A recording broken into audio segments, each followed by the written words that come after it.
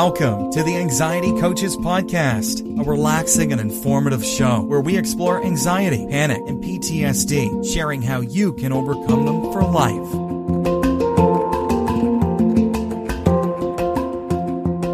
Aloha! Welcome back to the Anxiety Coaches Podcast. I'm your host and coach, Gina Ryan, and I am so happy to be with you again today as together we can consider the many ways to bring your mind and body back to its natural peace and calm. In today's episode, I'm answering a listener's question. Thank you, E, for writing to us.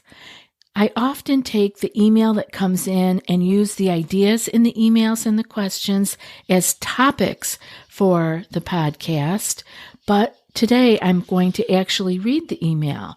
If you would like to send in an email with your question or topic ideas, you can send that to anxietycoachespodcast@gmail.com. Hi, Gina. It's not the first time I have reached out to you for help. Now that after 2 years of anxiety and tools that I know very well, I really need to get some advice from you. Your voice is one of the few things that takes me to the right place. I'm perfectly aware that bumps on the road can make you feel like you haven't learned anything and let you down without hope. But believe me, this time it's really hard for me to let it float.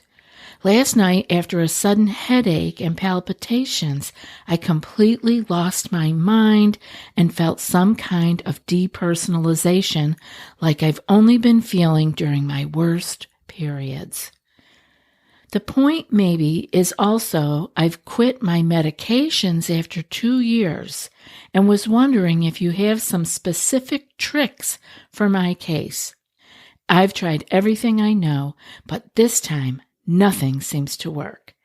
Can you please talk about this topic in one of your future episodes? Thanks as usual. I wish you a great day, E.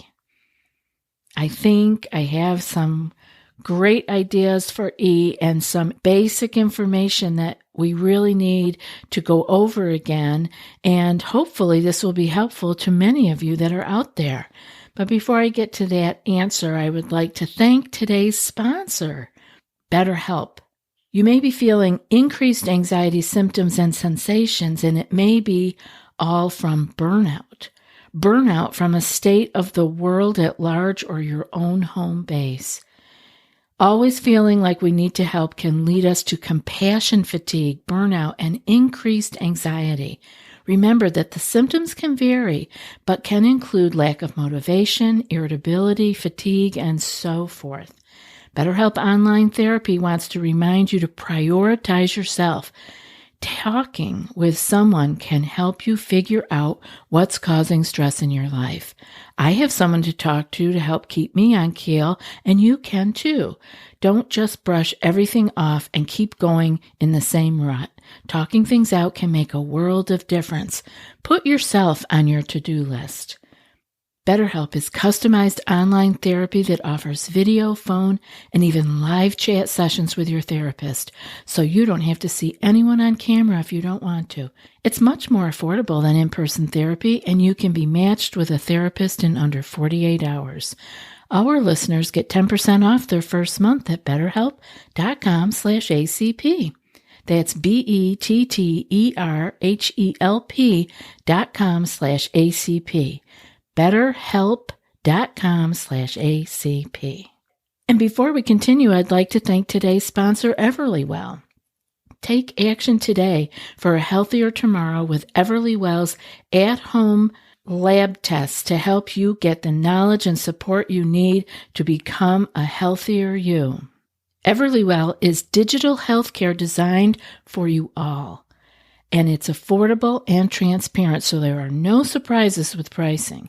They have over 30 at-home lab tests. Choose the test that makes the most sense for you to get the answers you need, like the Women's Health Test or the Food Sensitivity Test, which I found incredibly helpful. Everlywell ships the product straight to you with everything you need in one easy-to-use package. Take the test, collect the sample, and use the prepaid shipping label to send it back to a certified lab. Your physician-reviewed results get sent to your phone or device, and in just days, you can share the results with your primary care physician to help guide your next steps on your healing journey. It's so simple that over 1 million people have trusted Everlywell to support their health and wellness goals. For listeners of the show, Everlywell is offering a special discount of 20% off an at-home lab test at everlywell.com/ACP.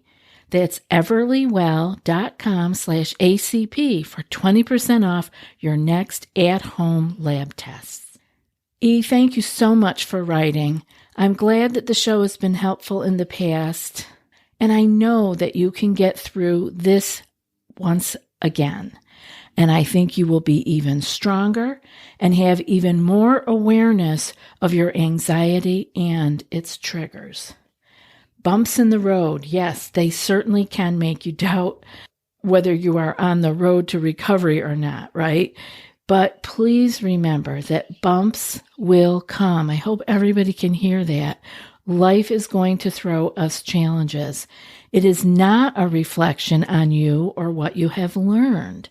Life is challenging, and even when we have our peace and calm back on a regular basis, we will be hit with life and all of its difficulties. A bump in the road can be a devastating experience. I mean, we could have something traumatic happen. We could have a health issue. There are so many different scenarios. We could watch the news, for heaven's sake. It can be so hard to keep yourself in a cocoon of peace and calm, and you don't need to do that because you can handle what comes your way. And we get stronger the more that we pull up what we know how to do. So a bump in the road can be a devastating experience. After all the awareness, the hard work, practicing, and finally achieving success and freedom from anxiety panic, having overwhelm engulf you once again can be heartbreaking. We have all experienced this. Everybody who has cleared their anxiety has experienced this. So don't feel like there's something wrong with you or something wrong with your healing process. Like it or not, it's bound to happen. And your job is to not fear that it will happen. Over time, these bumps get fewer and farther between, but they can happen so slowly, this process of it getting fewer and farther between, that we don't really even notice it. I've often been asked in interviews when my last anxiety panic attack was, and for the life of me, honestly, I have to say I don't know. Anxiety panic begins to get fainter and fainter as long as we don't add fuel to the fire with more fear of the fear. That doesn't mean we don't have other things that pop up that scare us, frighten us, traumatize us. Those things happen, but what we are working toward here is not having fear of the fear. Because when we don't have that, we can handle what life throws at us. So our work as we recover is to remind the mind that we are safe and we can handle whatever comes our way. If it comes. We don't even have to predict it. We don't have to be on the lookout for it. We have to just know we can handle whatever comes, if it comes and when it comes. What we can't work with is the future, which is unknown, or the past, which cannot be changed. So stay present and notice all of the safety in this present moment. So this is where floating, as E mentioned in the email, comes in. To float is to let the feelings, sensations, and the symptoms be with us, and at the same time, use our will, with our bodies to float. So we're taking all of anxiety with us, all of the stress, the tight muscles, the thoughts that are ruminating and racing around, and our aches and pains, whatever our particular recipe for anxious symptoms and sensations might be. We take that with us. When we're trying to float, we take all of that with us, and we will our body to float. And so let's talk about what floating is. So what do we do when we float in the water? We relax all our muscles. We let go. Have you ever tried to teach a fearful person how to float in the water? Maybe a child or maybe somebody who never learned to swim. Have you ever tried to teach them how to float? They can't do it until they trust and relax their muscles and let go. This is exactly what we are to do when the bumps get our fight or flight side of our nervous system going. It takes strength and courage and willpower. And I know you have this, but sometimes we just need to be reminded. So there's some old episodes that cover this. Episode 516 and 517 are both on the subject of floating. Check them out for more reminders on how to begin the floating practice. E also writes, the point is also I've quit my medications after 2 years. Now, E, this is very important information. After 2 years of medications, and I'm assuming that you are talking, E, about psychiatric medications for anxiety. That's an assumption that I am making. I could be wrong, and you can write to me if I am wrong, and we can discuss that further. But for the purpose of today's show, I am looking at the medications that you quit after taking them for 2 years were for anxiety. Now, there are a lot of physical changes happening to the brain itself, and these symptoms and sensations need to be, first off, reported to your prescribing physician so your taper can be adjusted. Now, hopefully you tapered or are tapering, but I have to say from the way you worded it, I have a feeling that you may have just quit your meds. So that will be a different problem. That will be that you are left with a very extreme change that happened in your body. Your brain is your body. You stopped taking a drug that was changing how your body was reacting, how your brain was acting. And when you stop it, things need to go back. They need to readjust because the medications change the brain. So when you go off the medications, you have to let the brain change itself back into a way that it can work as it worked before the medications came into the picture.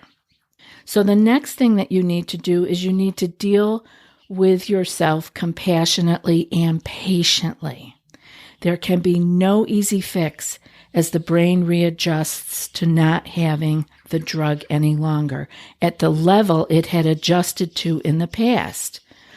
You will heal and you will find light at the end of the tunnel. So keep up all the practices and self-care that you have learned, that you said you have learned and got you through before. Keep in mind, it is like healing any other injury in your body. It will heal at its own pace, and your job is to allow it to heal without adding insult to injury by going into fear. It is the fear of the fear that keeps us in a state that we cannot heal, that we are in either frozen mode or totally anxious mode where we're scanning the horizon. All of our energy is not going to healing. It is going to looking to get to safety. So this is what we want to stay out of. We need to remind ourselves that we are safe. And how do we do that? We come back to the present moment. and find what is good and safe and dwell in these moments. I want you to bathe your nervous system in safety. Find thoughts, find things to look at, environments to be in that just feel like a big comfy couch to sit on, that you feel wrapped up in safety. I want you to bathe in safety. This is exactly what the brain needs for you to do, to get the message that you are safe. This message of safety tells the part of your brain, your amygdala, your fight or flight system, that it can stand down because you are already safe. And we can do this without having to have it happen like in this very moment. We can do this over time. That's why I said you need to give yourself compassion and patience, because this is going to take time and repetition. Over and over again, you have to tell yourself how you are safe. Pull out your gratitude journal and read it. Read back on all the things you've been keeping track of that have made you feel glad to be alive. All the things that have brought you joy. Go back and reread those gratitudes. Tell yourself that you are safe in this moment. Maybe you weren't safe in the past. I get that. That's very real. And maybe things will happen to us in the future and will cause us to have to deal with a challenge. I get that. That's real. And it's a possibility, but it is not happening now. You will deal with the future if and when it comes. And right now, your job is to notice right here, right now, when we're finished talking, when I'm done here on this podcast, I want you to look around and see how safe you are. Let your brain interpret that and send the message to the body. Oh, you're safe. And use your body willfully. Relax those muscles. Do that floating that you referred to. Floating is taking the stressful moment and actually still relaxing the muscles and riding it out. Do it right now. Relax your muscles like you're going to float in the water. Relax them. It's okay. We don't have to be on guard 24/7, but we get stuck in that. And that just feeds our brain information that says we're in danger, and it keeps our fight or flight system on. I hope that you are going to be able to float. Go back and listen to those episodes I mentioned, 516 and 517, I believe. Yes, episodes 516 and 517 on floating. And I hope that you will be able to realize that you need some patience. You need to be kind to yourself, because there is no danger in this very moment. If you are listening to this, you're okay. You're okay right now. You may be dealing with things, I get that, but you will do what you need to do when you need to do it. And until then, feel the safety. Feel the gratitude of this precious moment.